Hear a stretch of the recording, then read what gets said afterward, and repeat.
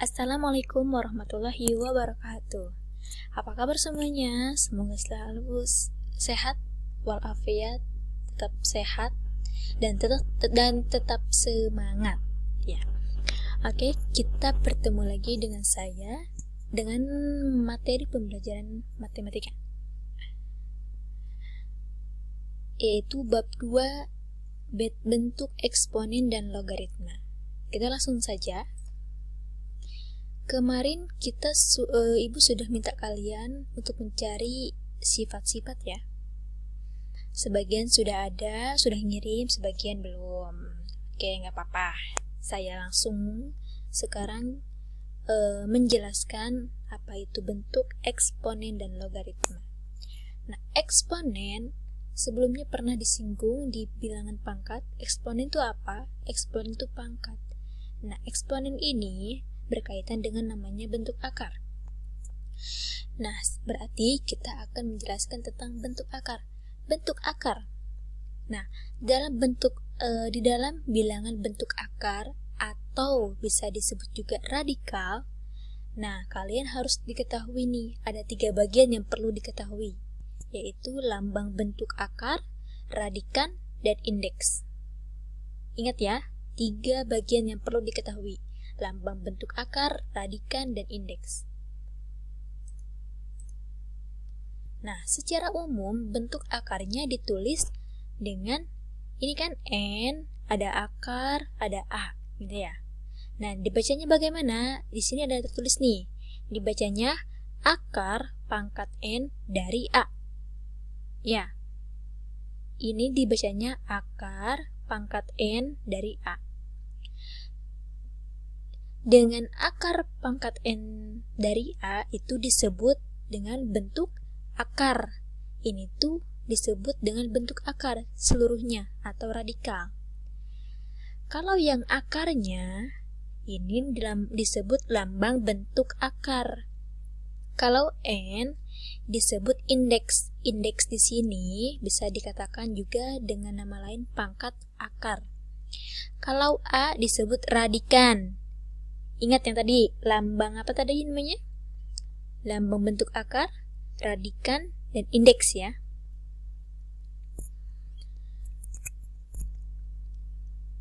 A disebut radikan atau bilangan di bawah tanda akar. Ini ya, A. A ini nanti bisa juga angka. Jangan terpaku hanya A saja. Ini hanya melambangkan hanya simbol saja. Nah, dengan A bilangan real positif atau negatif. Nah, A di sini nanti bisa juga bilangan positif atau negatif kayak 1, 2, 3 atau negatif 2 dan sebagainya, begitu ya. Dan N adalah bilangan asli. Mau 0, 1, 2, 3. Yang penting masuknya adalah bilangan asli. Lanjut.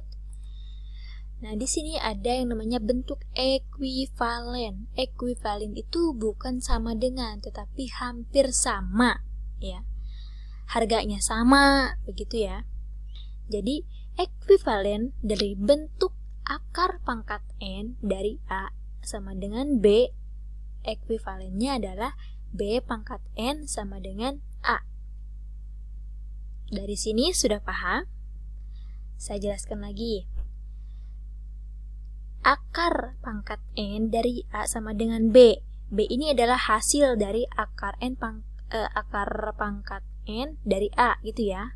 Maksudnya ekuivalennya maksudnya harganya sama dengan hasil ini dipangkatkan N, maka hasilnya menjadi si A. Begitu. Jadi B pangkat N hasilnya adalah A. Jadi kalau kalian ada misalkan contoh akar 4 di akarnya ini dipangkatkan misalkan 2.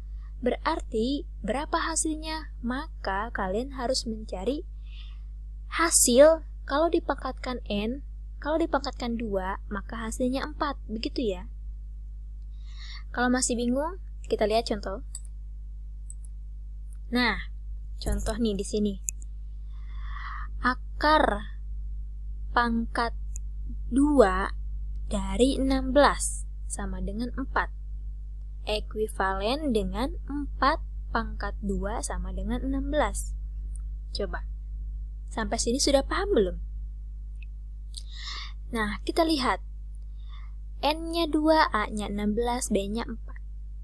Ya. 4 jika dipangkatkan 2, maka hasilnya adalah 16. Ya. Coba kalau belum ini dihitung pakai kalkulator. 4 pangkat 2 pasti hasilnya 16. Oke, lihat lagi contoh. Nah, di sini N-nya adalah 3.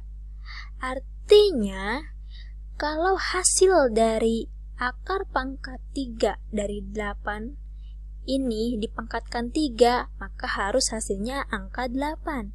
Contohnya ini kan, akar pangkat 3 dari 8 hasilnya 2, maka ekuivalen dari 2 pangkat 3 hasilnya 8. Begitu.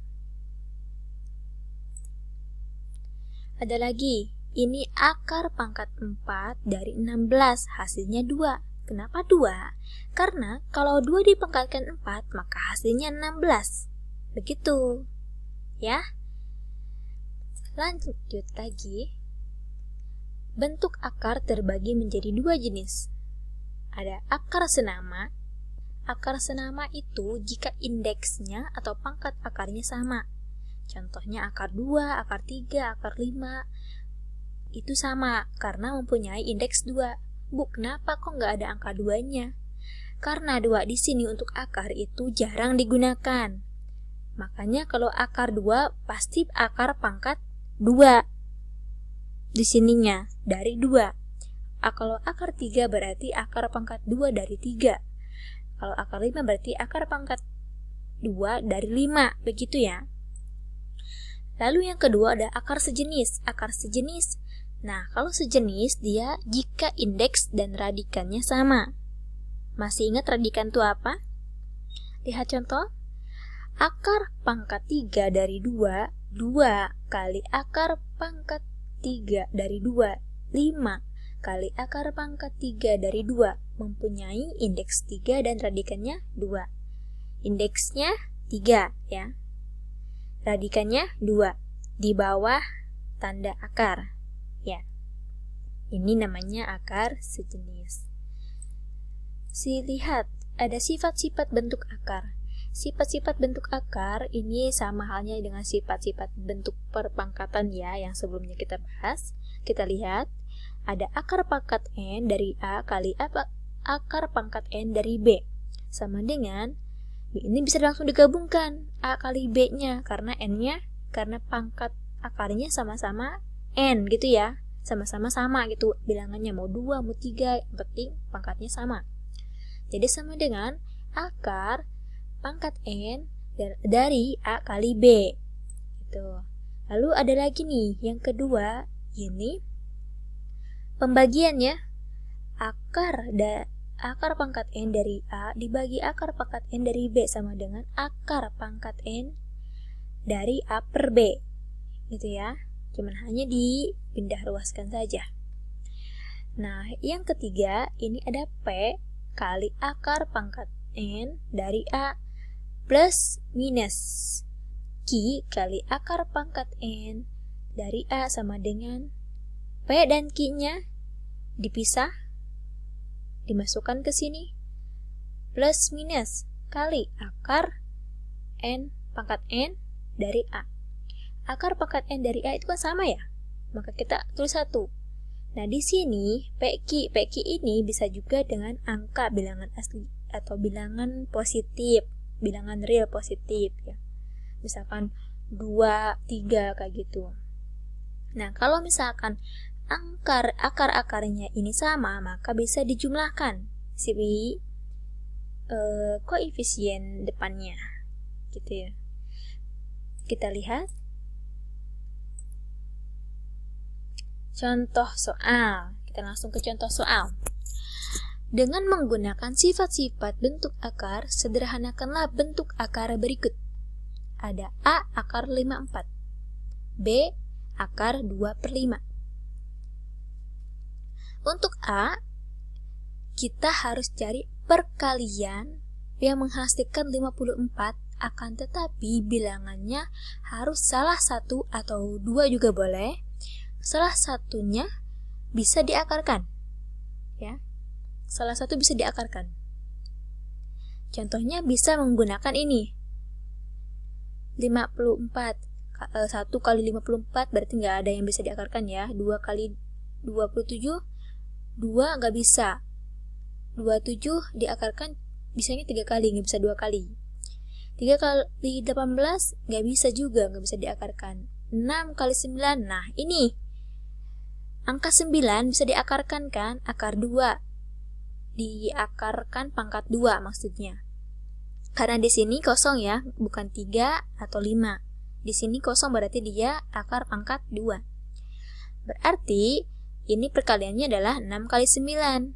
Sama dengan 9 kali akar 9 kali 6 sama dengan dipisah akar 9 dikali akar 6.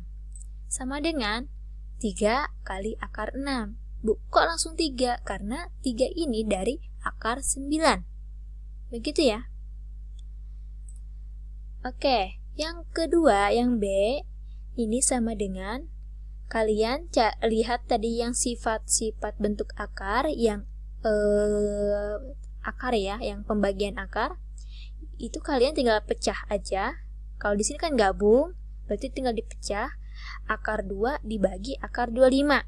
Akar 2 bisa diakarkan nggak? Tidak ya, kita tulis lagi akar 2. Akar 25 bisa diakarkan, hasilnya 5. Karena 5 dipangkatkan 2, hasilnya 5. Sampai sini udah paham untuk contohnya? Ada satu lagi. Sederhanakanlah operasi bentuk pangkat berikut. Nah, ini sama hanya kayak sifat terakhir tadi yang peki gitu ya. Oke, kita lihat. Akar 45 ditambah 4, akar 20. Sama hanya kayak tadi untuk akar 45. Perkalian berapa yang bilangannya bisa diakarkan? 5 kali 9 ya. Lihat akar 9 kali 5. Karena 9-nya bisa diakarkan. Ditambah 4, akar 20. Perkalian berapa yang ada bilangan yang bisa diakarkan? 4 kali 5 kan? Karena akar 4 bisa diakarkan menjadi 2. Oke, sama dengan akar 9 kali akar 5 ini dipecah, ditambah 4 akar 4 kali akar 5. Oke. Akar 9 jadi 3 kali akar 5 sama ditambah 4 kali 2. 2 dari mana? Dari akar 4 kali akar 5. Oke. Jadi 3 akar 5 ditambah 8 akar 5. Dari sini kalian bisa langsung jumlahkan. Jadi 3 ditambah 8 kali akar 5 sama dengan hasilnya 11 akar 5. Ya, sampai sini paham ya? Saya lanjut. 3 akar 12 dikurang 2 akar 2. Kita cari perkalian 12 yang bilangannya bisa diakarkan. Salah satu yang bisa diakarkan, atau kalau mau 2 boleh. Di sini 3 kali akar 4 kali 3. Kita pecah 4 kali 3-nya, 3 akar 4 kali akar 3 dikurang 2 akar 3. Kenapa 2 akar 3 nggak diubah? Karena di sana udah nggak bisa lagi diubah. Jadi tetap saya tulis ya. Oke, langsung saya ganti lagi. 3 kali 2. 2 dari mana? 2 itu dari akar 4. Berarti 3 kali 2 kali akar 3 dikurang 2 akar 3. Maka hasilnya 6 kali akar 3 dikurang 2 akar 3. Hasilnya 6 akar 3 dikurang 2 akar 3. Kamu langsung masukkan 6 dikurang 2. Karena di sini kurang ya. Kalau tadi penjumlahan. 6 dikurang 2 kali akar 3 sama dengan 4 akar 3. Oke, sampai sini paham ya?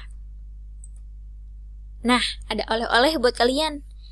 Ini latihan ditulis di buku masing-masing. Materi tadi juga boleh langsung tulis di buku kalian masing-masing untuk dipahami ya. Nah, sampai jumpa di pertemuan berikutnya. Selamat